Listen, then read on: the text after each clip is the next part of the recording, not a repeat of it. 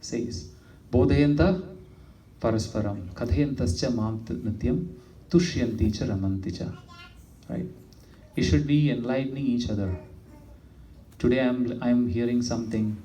I got the inspiration. I got the knowledge. And I'm sharing with you. Tomorrow you also hear from another person.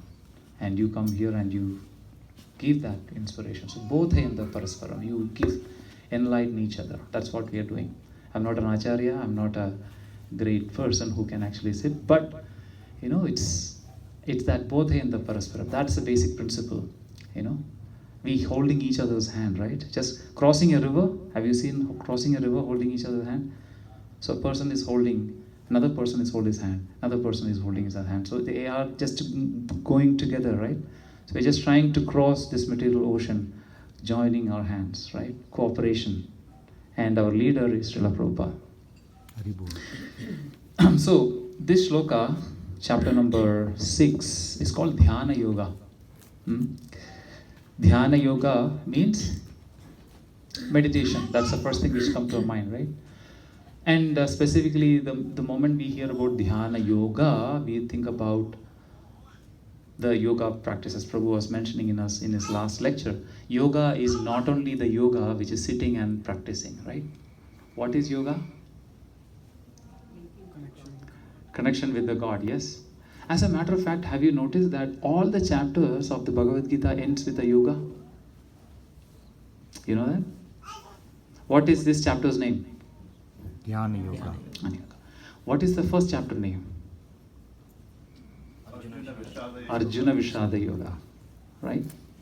What is the third chapter name? Karma Yoga. Right? What is his last chapter name? 18th chapter. Karma Sannyasa Yoga. So this whole chapter is actually linked with the word yoga. So yoga is not essentially, it's just sitting and meditating or doing some asanas and doing some acrobatics and then attain fitness or attain peace of mind or even attain some bliss. Not only that, yoga is much, much, much more than that, right? As a matter of fact, in this chapter at the end, Krishna is saying, yogi tasmad yogi bhavarjuna. Krishna is telling to Arjuna that you become a yogi, right? And then Krishna says, who is a yogi? In the last verse of this chapter, Krishna says, yoginam api sarvesham madgatena andaratmanaha shraddhavan bhajate yomam. That person who is actually keeping me inside his heart. And then madgatena andaratmana shraddhavan bhajate yomam. And while keeping me inside his heart, when a person is doing bhaja means what? Bhajan or bhaja means? Worship. Normally we see bhajan means singing, dancing. That is there. But end of the day, the root, the bija meaning of the bhaja means worship. Right? Worshipping the Krishna, thereby establishing our connection with Krishna. Right? What is our connection with Krishna? Or what is our connection with the God or whatever the supreme power which we think about? What is the connection we have? We are the servant of eternal servant. We are part and parcel. We are servant, right? So there is always a connection, and that connection is always being a servitor and the one who is being served. That is the connection. That is our lost identity. So yoga is to re-establish the lost identity. That is the most simplest definition which we can give. What is that?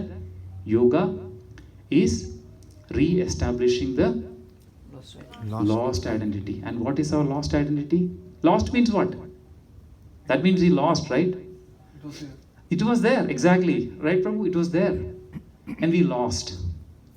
And establishing that. Right? So we all have a connection with the Supreme Lord. Everybody, nobody in this world can deny the fact that I have a relationship with the Supreme. Everybody, every single person, animals, trees, atheist, everyone has got a connection with the Supreme Lord. Someone realizes that, someone forgot that, someone even understanding that, they will neglect it, right? But they cannot. See, can you say, any one of you, can you say that I am by myself? I came through this world dropping from the heavens, from the sky. Can anyone say that? Maybe someone, right? At least in this group, anybody can say that I dropped from the sky? No. We came through a father and a mother. So we have a relationship, right? That is a relationship in this material world. Everyone has got that, right? The same relationship is there eternally with the Supreme Lord in a spiritual level, right? That is yoga. So here in this sloka, Krishna is actually talking about the essential part of a yoga.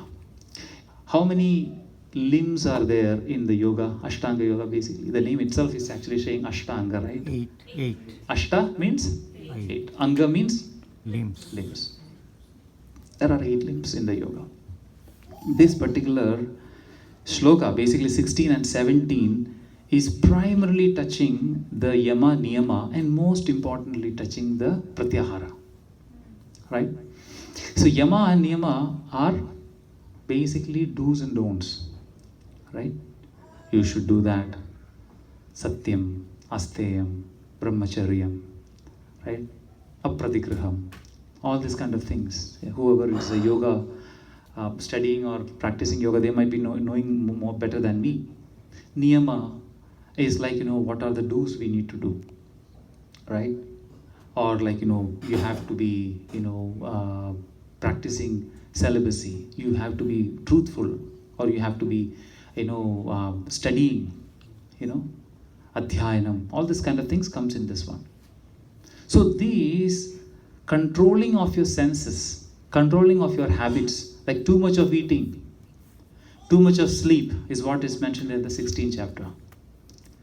So this is actually specifically spoken on a higher level on the yama niyama, and then very specifically spoken on the pratyahara. When it comes to pratyahara, now in between pratyahara, what is there? Yama, niyama, asana, pranayama, pratyahara.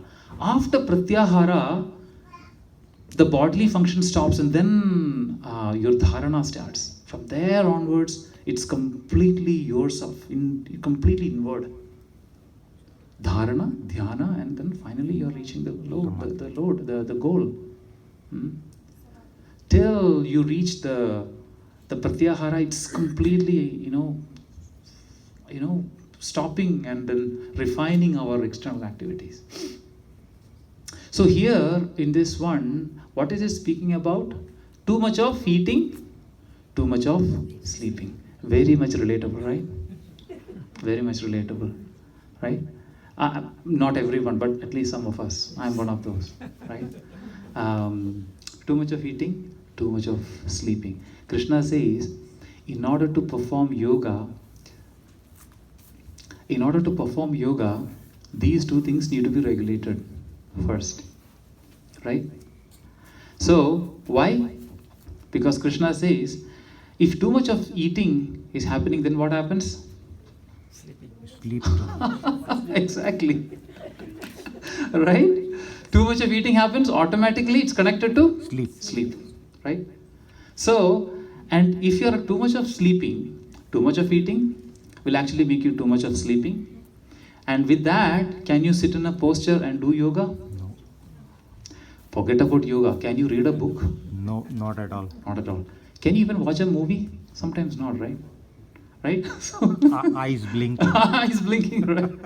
So the body won't accept, the body won't support you to if you're actually eat too much. Atyahara prayasascha. It's called atyahara. Atyahara means it's too much of eating. Now ahara, it's not only eating. So here ashnatas. Ashna specifically talks about eating, right? But eating means food, ahara, right? But that is not only the food which is actually going through the mouth. See, our navadwaras, right? Or at least our indriyas, they are holes, right? We call dwara in Sanskrit. What is the meaning of dwara? Door. Doors. Entrance. It's not holes, right? It's not, oh, our ear is a hole, right? It's not a hole, it's a door. Now, what is the difference between a hole and a door? A hole and a door. You can close it, right? You can close it. That is what these indriyas can be closed, right? That's exactly what's mentioned here, right? So Navadwara Pure Dehi. This body is called Navadwara Pure Dehi. Where it is mentioned? Bhagavad Gita. Right? In the Bhagavad Gita, I think in the 5th chapter, Krishna is mentioning Navadwara Pure Dehi. Bhagavatam also, which is that Puranjana, right? King Puranjana. That's right. Where it is, he's actually having that, Narada Maharshi is actually talking this allegory to Yudhishthira Maharaj, I believe. So this Navadwara is 9 gates through which the things will go inside. Through the eyes, so many information go inside. Aharam. Through ears, so many things will go inside. With the mouth, so many things will go inside. With the nose, so many things go inside. So these are the primary entrances or dwaras or the doors by which there is so much of things go inside. Now, what happens if these things go inside? It affects the consciousness. That's fine, but what happens? You will get, watching cricket. What happens, Prabhu? Wisdom. Not everything gives us wisdom, right? Basically, what it has. Mind agitated. It processes, right? Everything will get processed. Everything will get processed and it will actually channelize to that particular compartment, right? So this door, according to the Yoga Shustra of Patanjali, it is said that this door we should very, very carefully choose to open which information we should open. Like for example, let's say if a dog is barking and coming to their home, what you'll do? You'll close. There is nothing like there in Canada, right? But in India you'll find so many instances. There's so many dogs in the street, and you can see that sometimes dog will walk in and all these kind of things, right? So you just close it. If there is you will close the door in the night. Why? Just to prevent from the thieves to entering, right? So all these things, so you very carefully. So for example, if somebody is coming, right? Somebody is coming to your home, so you will be welcoming him by opening the door. So you can very consciously determine what door, when the door should be open and when the door should be closed. All these things is ahara, right? On a very broader sense.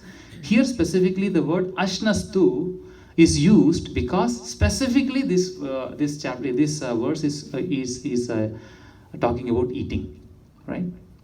So in this purport, Srila Prabhupada is talking about, the regulation in diet, yukta. Yukta is actually coming in the next one. But nati ashnastu yogosti, right? If you are eating too much, that will not be good enough. If you are eating too less, that's also not good. So if you are actually eating too much, then what happens? You sleep. You will be sleeping. Sleeping is one of the effects of that. But primarily when you are eating too much, what happens? Your body will become heavy. When I say heavy it will become unfit to do anything of that sort. Lazy. Exactly. Your body is taking too much of energy and you will feel like, I just want to sit. I don't feel like, Lazy. Kind of, right? So it's like, just having a full like food, like up till here, and then just going and sitting on a yoga pose, it's not possible, right? So it is said that a yogi should not be doing. Now we can say that, oh, that is only for yogi. What about us?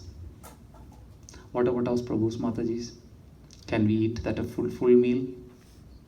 Be practical. We can, right? What's wrong in that? Yes, we can. Right? Any other objections? Any other comments?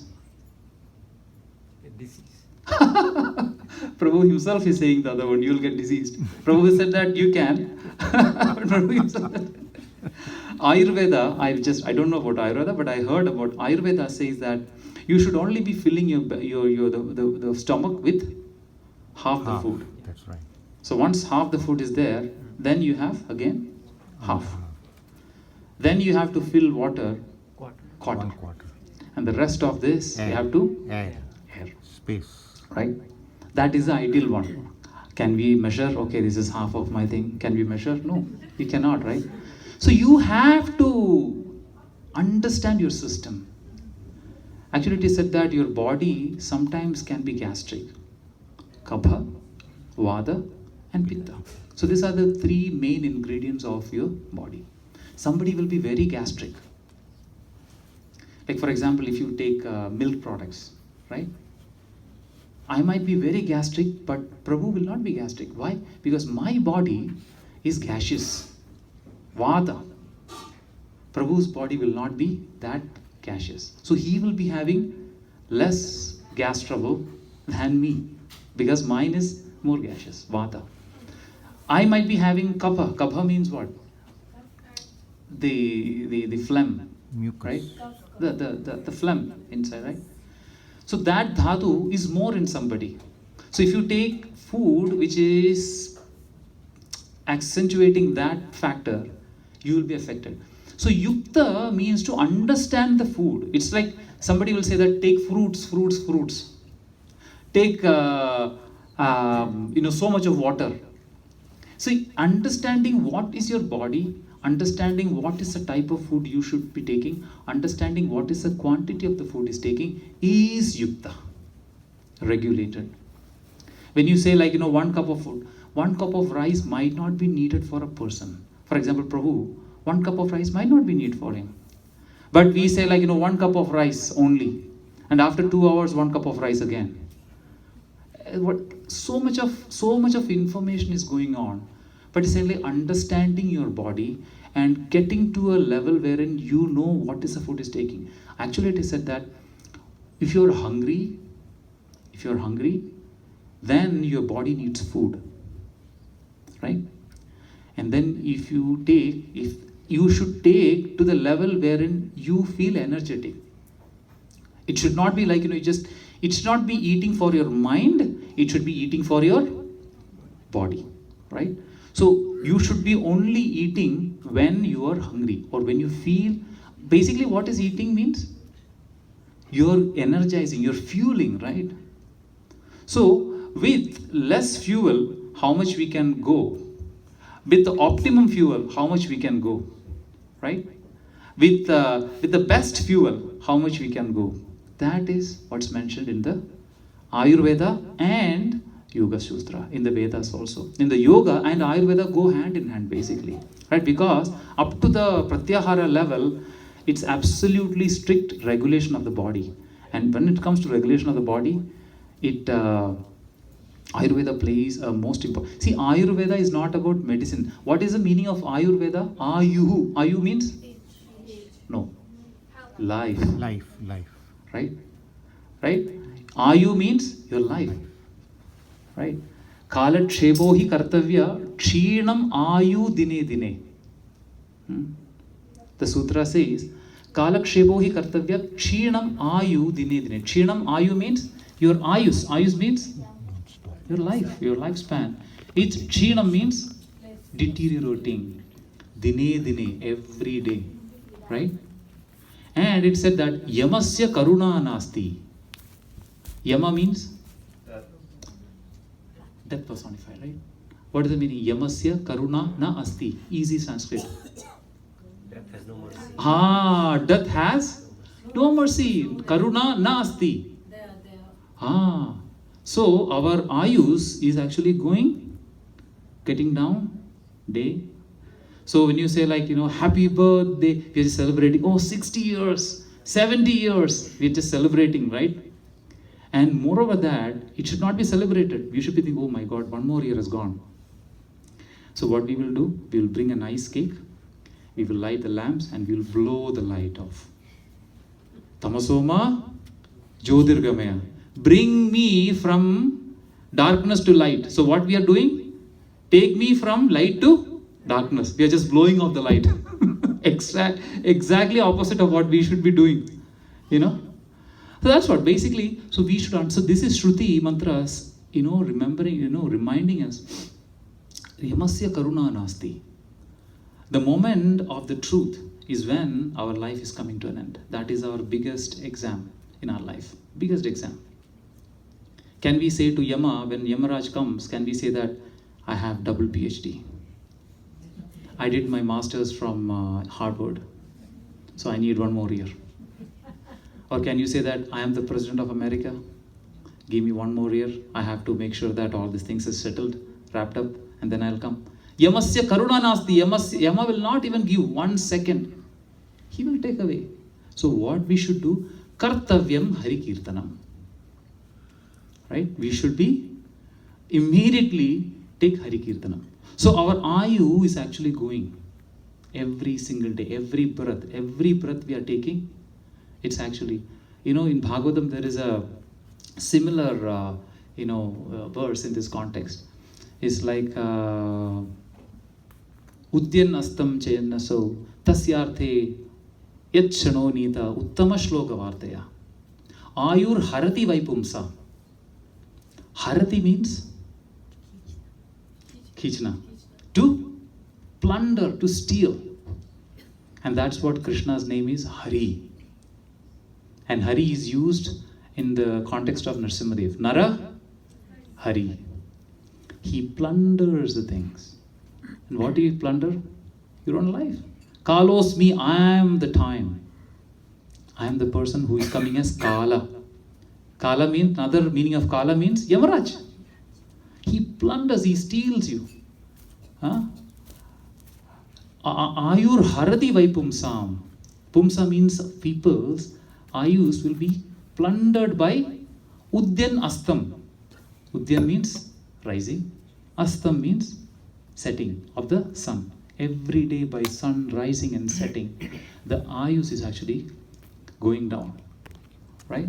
So uttama shloka vartayam. And what is our primary activity we should be doing? Uttama shloka vartayam. We should be praising and we should be taking the names of the holy name of the Lord. Right? So this shloka is actually mentioning about how we should be able to control our regulate our habits by taking proper food as we require. So for that we should be understanding our body. For that we should be understanding what actually makes me fit to do spiritual practice. And this one is specifically talking about a yogi, specifically the Ashtanga yoga. Now when it comes to this, to our Yoga. our level, is there anybody who is a Ashtanga yogi, who is a rigorous practitioner of yoga here? So you are a regular strict practitioner for yoga? Not strict. You're not strict. I'm a yoga teacher. You're a yoga teacher, and what are you doing? You're helping others to I'm teaching yoga at the Trungpa temple. to be fit. Are you teaching them to become a real yogi or just for? I'm teaching them how to link bhakti yoga to Ashtanga. So bhakti yoga. So they can Exactly, right? Western. So you are not a real staunch Ashtanga yogi. No, you are actually taking yoga and doing the actual purpose of it by linking to the Lord. So you're a bhakti yogi, right? So no one here is a real Ashtanga yogi here. Ashtanga yogi is the one who actually follows all the 8 limbs, starting with yama, as I mentioned. Abstaining from all the primary don'ts. Niyama, practicing the ones which is required. Asana. Asana is most important thing.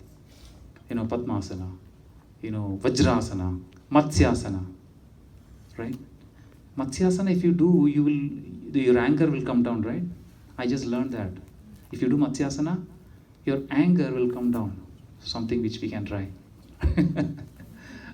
Anyway, asanas. So, yama, niyama, asana, pranayama. Pranayama, that's when you will actually sit in a proper posture and control your breath. Right? Pratyahara. Pratyahara is when you regulate your habits. That's when all these things will come. Once these 5 things are attained, now your body is in your control. Your body is in your control. The moment your body is in your control, you can take charge of your what? No? Your mind.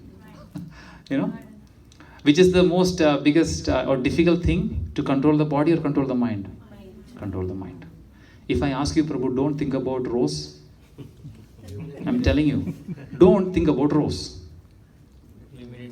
Immediately starting thinking about rose, right? Even you will think that, oh my God, I have to buy the rose. Summer coming, right? I have to go to Canadian Tire, get the rose, do the gardening. Your mind is starting from rose to the gardening. Then from there you have to go to that, oh, there is something is going there. From there you'll take to there, oh, I forgot, I have to go to US. From there you are going to US. And from there you will go to somewhere else. From there you will come to India. See, in a fraction of a second, from where to where the mind is going. It's extremely difficult to control the mind.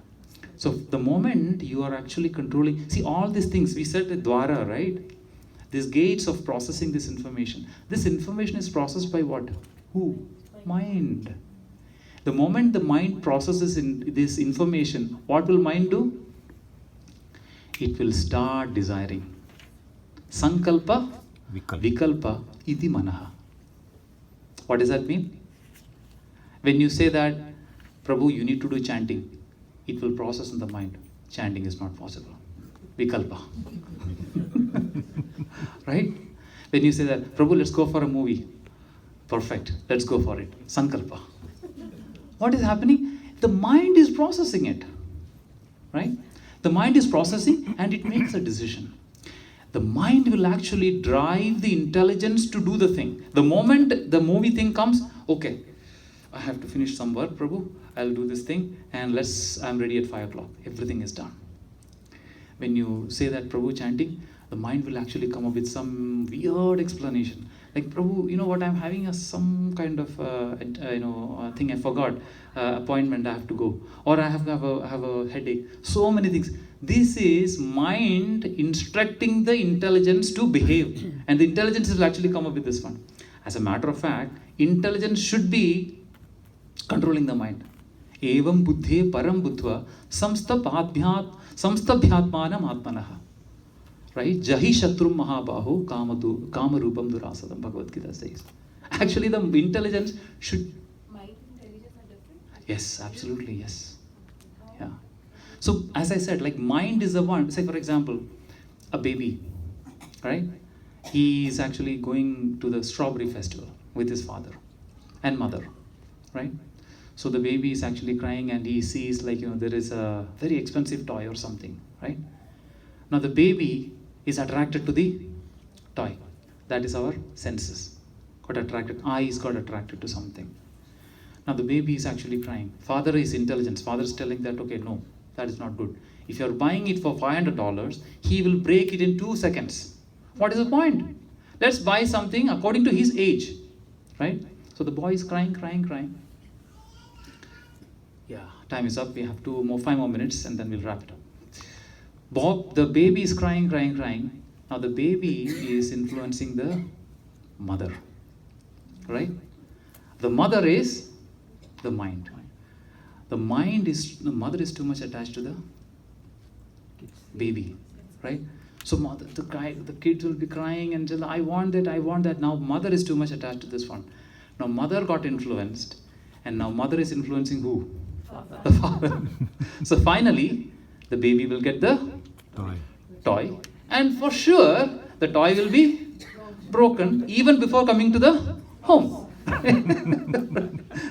That's what happens, right? So that is how these two things works together, right? So it is said that what is that shloka in saying like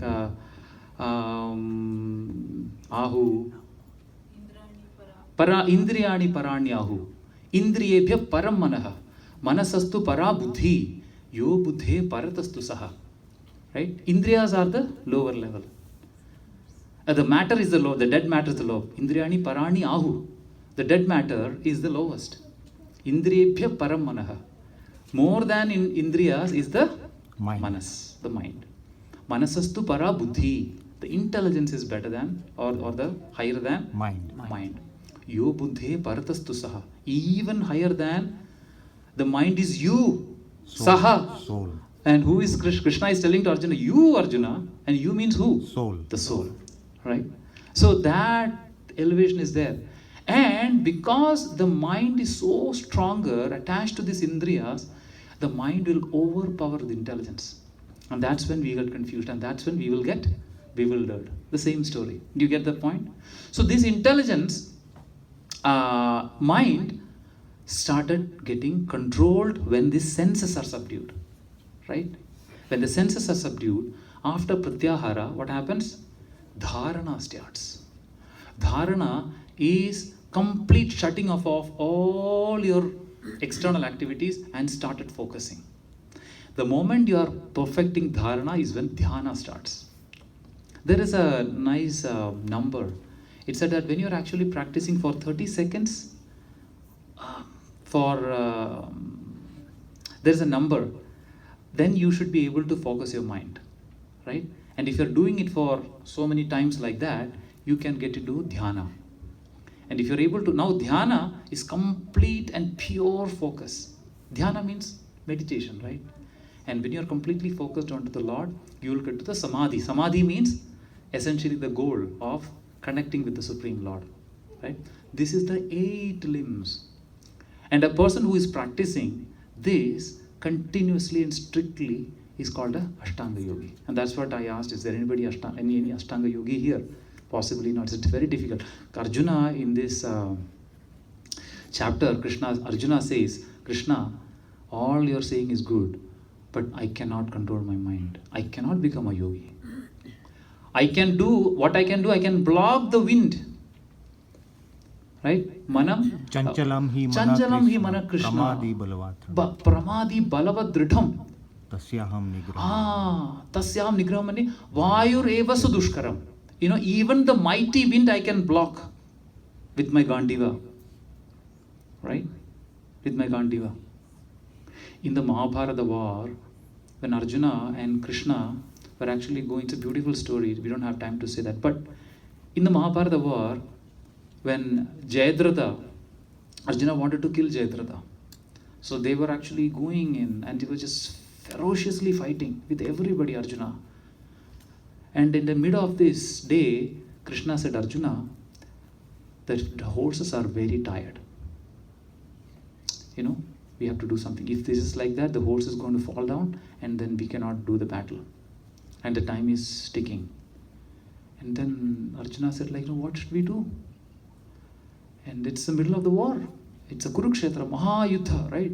Millions and millions of soldiers are there, like fighting. And so Krishna said, like, we have to do something about it, because unless and until the horses are fed, you won't be able to reach to the destination of, killing Jayadratha. So you have to do something. Arjuna created an oasis. What's an oasis? A lake, small pond. A pond, a tree, a nice, a nice environment. With the Gandiva, he created an oasis, a nice pond, lot of grass, a nice tree, a nice, flowers. Everything is created with this thing. And Mahabharata it said that. And Krishna, now takes the war is going on around. And now here, this nice pond and everything, Krishna and I waters, give the water to the horse. He massages the horse and all these things. Arjuna is capable of doing that. Such a Maharathi is Arjuna. And he is saying, Krishna, I can block the wind. I can block the wind. I can do even miraculous things. But this mind inside me, It's even powerful than that, right? So the mind is very, very, very powerful. If you do this, it will be your friend. If you don't do this, it will be your enemy. What is the shloka which actually says? Uddhared atmanatmanam na atmanam avasade atmaiva hir atmano bandhu atma ripuratmana. Your mind itself is your friend, Arjuna, if you control your mind. Your mind is your enemy if you don't control it. Same thing, right? We know so many examples. If you go with a good friend, he will take you to a good deal, a good result, or a good place, or you'll get goodness. If you have a bad friend, then he will take to bad things. So I have to stop here. I had a few more things to say, but I'll stop here and I'll take one or two questions, real quick one. Yeah. Any real life Astang yogi you have reference for? Anyone you know or you can talk about? Prabhu, the best yogi which we all know is Vivekananda and his guru, Ramakrishna Paramahamsa. Right? These are the two most important yogis which we can refer to. Right? They are, you see, like Vivekananda, it is said that Vivekananda was actually doing dhyana, and then one cobra was actually came and he was hissing. Vivekananda didn't even know. Right? Because he was completely aloof, he was in complete meditation. It is said that Vivekananda just need to just read like this. He could read like this. And then he could. When he came to Boston, Chicago, right? Boston, yeah, Chicago. And he was just completely took everybody, by his speech, right? That is the power of yoga. And more than that is his guru, Ramakrishna Paramahamsa, right? There is one more yogi who is called Ramana Maharshi. Have anybody heard about Ramana Maharshi? Yes, he is again one of the great yogis. Contemporary. He recently was there somewhere in south of India, right? So these are the prime examples. There are other yogis, Prabhu, but these are the most important prime yogis which we can refer to. Yeah. Yeah. If I was saying if Arjuna himself cannot control his mind, then how can Good question. Yes, that is what Krishna is saying. Arjuna, don't worry about that. Since I was talking about Bhagavad Gita, right? Arjuna was asking in the first shloka of this chapter, Arjuna was asking, Krishna, should I become a sannyasi or a yogi? Right?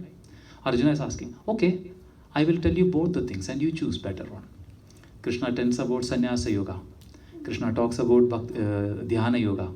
Krishna talks about karma yoga. Finally, Krishna talks about the bhakti yoga. It's the moksha sannyasa yoga is the final one, but it's actually Bhakti Yoga comes in the 12th chapter, in the middle of the Bhagavad Gita, and the cream of Bhakti Yoga is spoken on the end of the Bhagavad Gita, wherein Krishna says, Arjuna, forget about all the things I've said. What you have to do? Sarva dharman parityajya mam ekam sharanam vraja aham tvam sarva papebhya mokshayishyami ma shucha. What is the meaning of ma shucha? Ma means? Don't. No. Don't.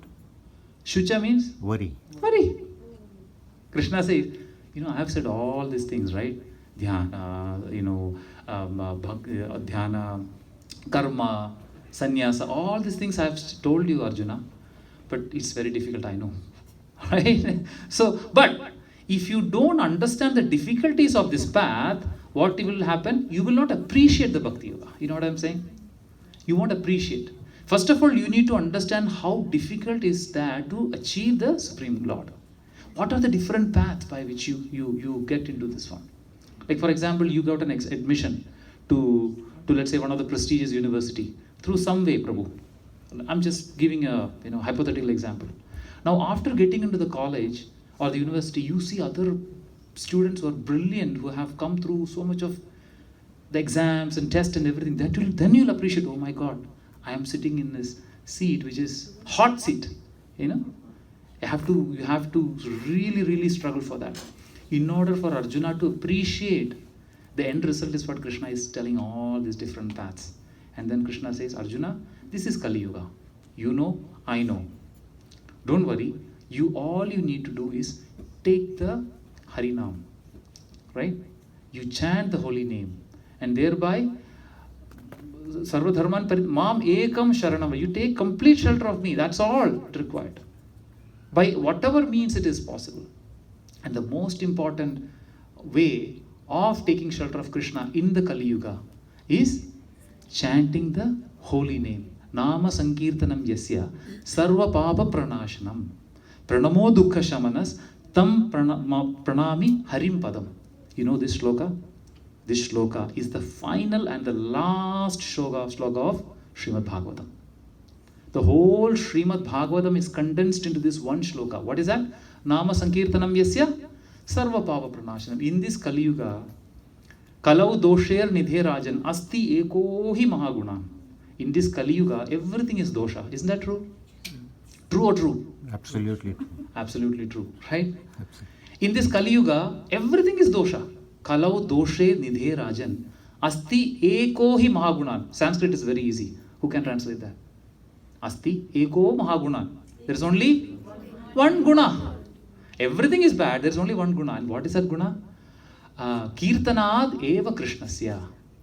Krishna's Kirtana is the only guna. Mukta Sangha Paramrajeda. It will liberate you, Arjuna. Oh, liberate you. This is Shukdev Goswami talking to Parikshit Maharaj. Oh, Rajan, this is the only way. Take the holy name of the Lord in this Kali Yuga. Chant Hare Krishna, Hare Krishna, Krishna Krishna, Hare Hare. Hare Rama, Rama Rama, Hare Hare. Chant the holy name. Read Srimad Bhagavad Gita, Srimad Bhagavatam. Your life will be 100% successful. Get out from this material world. Hare Krishna. Hare Krishna. Srila Prabhupada ki, Grandaraj Srimad Bhagavad Gita ki, Samaveda Gaura Bhakta Vrinda ki, Gaura Premanande. Hare Hare. Hare Krishna.